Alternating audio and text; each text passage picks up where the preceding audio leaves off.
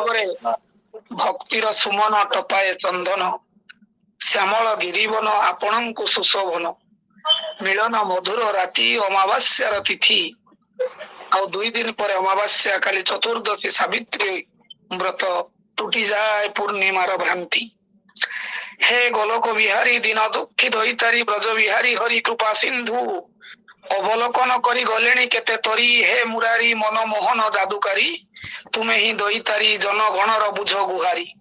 ଆଜି ଏ ତିଥିରେ ଅଞ୍ଜଳି ହାତରେ ବକ୍ତବ୍ୟ ସଧିରେ, ଘେନ ହେଉ ପ୍ରାଣେଶ୍ୱର ତୁମେ ନିଖିଳର ଅଖିଳର ବ୍ରହ୍ମାଣ୍ଡ ଈଶ୍ୱର। ତୁମକୁ ଜାଣିଥିଲା ଧୀବର, ନୌକାରେ ବସିବା ବେଳେ ହୋଇଥିଲା ଭାବରେ ବିଭୋର।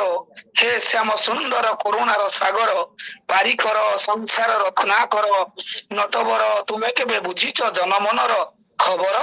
ଆଉ କେବେ ଶାଗ ଭଜା ଦେଇଥିଲା ବିଦୁର, ତୁମେ ଐହିକ ଜୀବନର ଶବ୍ଦର ସୌଦାଗର। ଘେନ ସମସ୍ତଙ୍କର କୋଟି କୋଟି ନମସ୍କାର, ଦଣ୍ଡାଳୁଣୀ ଘରେ ସହଧର୍ମିଣୀର ଅବସ୍ଥାନ ଦେଇଥିଲା ତୁମକୁ ଅନଶନ, ବାହୁକୁ ତକିଆ କରି କରିଥିଲ ଶୟନ, କିନ୍ତୁ ମନମୋହନ ହୃଦୟରେ ସୃଷ୍ଟି ହେଉଥିଲା କମ୍ପନ। ବୁଝି ନଥିଲି ତୁମର ବିତାନ, ତୁମ ହାତର ପଶା ଖେଳ, ତୁମ ହାତର ପଶା ଖେଳ ଜୀବନର ଉତ୍ଥାନ ପତନ। ଘଟଣ ଭିତରେ ଅଘଟଣ, ସାଂସାରୀ ମଣିଷର ଭୂଷଣ, ଦିଅ ପଛେ ତାଙ୍କୁ କଷଣ, ସେ ତୁମ ନୟନର ପ୍ରାଣର ପ୍ରତିମା।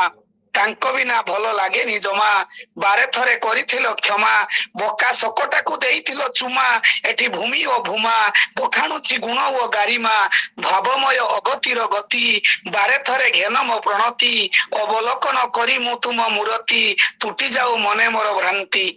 ଆଜିର ଆସର ହରିବୋଲ ହୁଳହୁଳି ସଂକୀର୍ତ୍ତନରେ, ବାସ୍ତବିକ ଯେମିତି ବଡ ଦାଣ୍ଡ ପୁଲକିତ, ପାଣି ସୁଅ ପରି ମଣିଷ ମହାବାହୁଙ୍କ ଦର୍ଶନ ନିମନ୍ତେ ଆଗେଇ ଆସନ୍ତି। ବଡ ମନ୍ଦିର ଭିତରେ ଅଳସ ଭାଙ୍ଗୁଥିବା ମହାପ୍ରଭୁ ଜଗନ୍ନାଥ, ମୂଲିଆ ଶ୍ରେଣୀର ଲୋକମାନଙ୍କ ଦୁଃଖ ଦୁର୍ଦ୍ଦଶାକୁ ବୁଝିପାରନ୍ତି ନା ସାଧାରଣ ମଣିଷର ଚେତନା ପାଇପାରନ୍ତି? କାନସିରି ସାଗରେ ରାତି ବିତାଉଥିବା ମଣିଷ ବୁଝିପାରିବ ନାହିଁ ପିପିଲି ଚାନ୍ଦୁଆର ସୌନ୍ଦର୍ଯ୍ୟ। ମେଘନାଦ ପାଚେରୀ ସେପଟେ ଅଗଣିତ ଜନ ସମୁଦ୍ର, ଭାବକୁ ନିକଟ ଭାବକୁ ଦୂର, ସେ କରନ୍ତିନି କାହାକୁ ପର, ସକଳ ତାଙ୍କର ନିଜର। ଅଣୁରୁ ପରମାଣୁ ସକଳ ଘଟରେ ସେ ଈଶ୍ୱର, କାହା ଆଖିରେ ଈଶ୍ୱର କାହା ଆଖିରେ ଅବିନୀଶ୍ୱର। ଆଉ କାୟାରେ ଥାନ୍ତି ଛାୟାରେ ଦର୍ଶନ ଦିଅନ୍ତି, ଅପଲକ ଅପଘନରେ ମୁଦ୍ରିତ ହୁଏ ଆଖି। ଯିଏ ତାଙ୍କର ଦର୍ଶନ ପାଆନ୍ତି ନାହିଁ ସେ ନିରିମାଖି, ଆଉ ଯିଏ ଦର୍ଶନ ପାଇଥିଲା ଓଡିଆ ସାହିତ୍ୟରେ ନାମ ତାର ଚାଖି, ଚାଖି ଖୁଣ୍ଟିଆ। ସୌନ୍ଦର୍ଯ୍ୟ ଭିତରେ ଲୀଳାୟନ ବସ୍ତୁ ପିଣ୍ଡ, ବ୍ରହ୍ମ ଦର୍ଶନରେ ହୁଅନ୍ତି ଆତ୍ମମଗ୍ନ। ସନ୍ନ୍ୟାସୀର ସାଧନା ତୁମେ, ଯୋଗୀର ଯୋଗ ମୁଦ୍ରାରେ ଅଧିଷ୍ଠାତ୍ରୀ ଦେବ ତୁମେ। ପ୍ରଣୟ ପ୍ରାଙ୍ଗଣରେ ସେ ଆପଣ ପରିଚିତ ପ୍ରତିଭୁ, କେତେବେଳେ ଦେଇଥିଲେ ଦଧି ଭକ୍ଷଣରେ କନିଷ୍ଠ ଆଙ୍ଗୁଳିରେ ରତ୍ନ ମୁଦି। ମେଲାଣି ମାଣିକ ଉଦାହରଣ ଅଛି ସମୟର ସନ୍ତକ, ଚକର ଚିତର ଚେତାବନୀ। ପ୍ରହ୍ଲାଦକୁ ଦେଇଛ ଆରକ୍ତ ଆବାହନୀ, ଭକ୍ତ ସୁଦାମାକୁ ଦେଇଛ ବନ୍ଧୁତ୍ୱର ବିଶାଳ ବିଭବ। ଆଉ ନୟନରୁ ନିବାରିତ ଅଶ୍ରୁ, ପ୍ରଶାନ୍ତିରେ ବାସ୍ନାୟିତ କୁଞ୍ଜବନକୁ ଅଗୁରୁ ଧୂପରେ ମହିଆନ କରିଦିଏ। ବାସି ଚନ୍ଦନ ତୁଳସୀରେ ଅଗରୁ ଧୂପରେ ଗନ୍ଧରେ ମହମହ ତୁମର ଅପଘନ। ହେ ଚକା ନୟନ ପଦ ପାଦରେ ମନ ମୁନ ଚୈତନ, ନିର୍ମାଲ୍ୟ ନବ କଳେବର, ତୁମ ଚୈତନ୍ୟକୁ କରୁଛି ସୁନ୍ଦର। ମୟୂର କଣ୍ଠିଆ କଳେବର ମନ ମୁଗ୍ଧ କର, ହେ ବାଣୀ ସୁନ୍ଦର। କେଉଁ ଶବ୍ଦର ଶବ୍ଦକୋଷ ତୁମେ ମୁଁ ଜାଣେ ନା, ତୁମେ ନିରବଧି ନାଭିଶ୍ୱାସର ମନ୍ତ୍ର।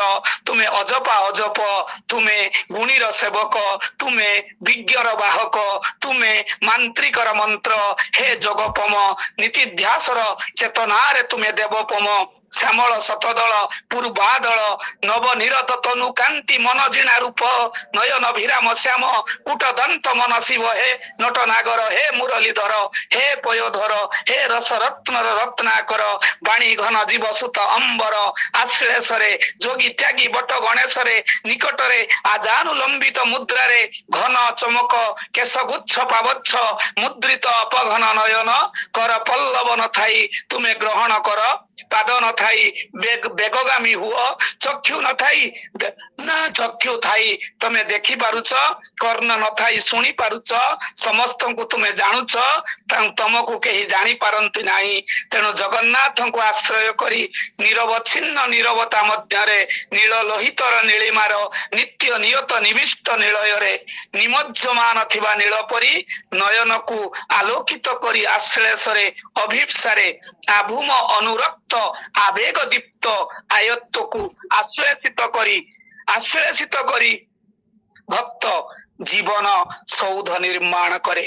ଜଗନ୍ନାଥଙ୍କ ଚେତନା, ଜଗନ୍ନାଥ ଚେତନା ଭକ୍ତର ଶିଳ୍ପ ମାନସ, ବିଦଗ୍ଧତାର ବାଙ୍ଗ୍ମୟ ବର୍ଣ୍ଣ ବଗିଚା, ଜୀବନ ଏକ ଆକସ୍ମିକ ଭାବ ବିନ୍ଦୁ।